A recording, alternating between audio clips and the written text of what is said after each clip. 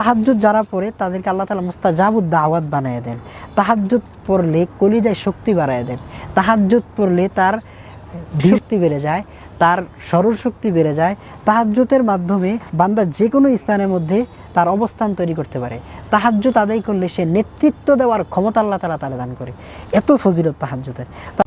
দুনিয়ার সকল মানুষ যখন ঘুমিয়ে যায়, পাখিগুলা ঘুমিয়ে যায়, পশু পাখিগুলা ঘুমিয়ে যায়, জংলার যত হরিণী আছে, বাঘ আছে, সবাই ঘুমিয়ে যায়, পিপিলিকার গর্তের পিপিলিকা ঘুমিয়ে যায়, তারপর তোমার মাছ, সাগরের মাছগুলা ঘুমিয়ে যায়, নদীর মাছগুলা যখন ঘুমিয়ে যায়, ওই সময়টা রাত্রি গভীর হয়ে যায়, সকল মানুষ ঘুমিয়ে যায়, দুনিয়ার কেউ সজাগ থাকে না। ওই সময় উঠে সে যেন রবের সামনে দাঁড়াতে পারে। তাহাজ্জুদের নামাজ যেটাকে বলা হয় কিয়ামুল লাইল। হাদিস শরীফের মধ্যে স্পষ্ট এসেছে, হযরত বেলাল রাদিয়াল্লাহু তাআলা এবং হযরত উমামা রাদিয়াল্লাহু তাআলা থেকে হাদিস বর্ণিত। আর অন্য রিওয়ায়াত হাদিসটা এসেছে, as-সুনান তিরমিজিতে হাদিসটা এসেছে। নবীজি বলেন, আলাইকুম বিকিয়ামিল লাইল ফাইন্নাহু দাবুস সালিহিন। এই কিয়ামুল লাইলটা তোমাদের উপর, এটাকে তাকিদ করে দেওয়া হয়েছে আর কি, তাকিদমূলক কথাটা, অর্থাৎ উৎসাহ প্রদান। একসময় কিয়ামুল লাইলটা ফরজ ছিল। তো এখানে অনেক কথা আছে, যাই হোক আমি সংক্ষেপে বলতেছি। এটা হচ্ছে দাবুস সালিহিন, নেককারদের একটা বড় আমল। কোনো সাহাবি, কোনো তাবিঈ, কোনো নবী আম্বিয়া আলাইহিস সালাম তাদের তাহাজ্জুদ ছুটে নাই, তারা সবসময় তাহাজ্জুদ পড়তেন। সুবহানাল্লাহ। তো তাহাজ্জুদ পড়লে ফজিলত কি?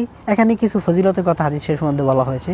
কুরবাতুন ইলা রাব্বিকুম, এক নম্বর ফজিলত হচ্ছে আল্লাহ তাআলার মুকাররব বানায় দিবেন তাহাজ্জুদ পড়লে। দুই নম্বর ফজিলত হচ্ছে মুকাফফারাতুন লিসাইয়্যাত, এখন পাপরাশি সমূহ মোচন করে দিবেন তাহাজ্জুদ পড়লে। সুবহানাল্লাহ। মানহাতু আনিল ইসমি, গুনাহ থেকে আল্লাহ তাআলা বাঁচায়া রাখবেন তাহাজ্জুদ পড়লে।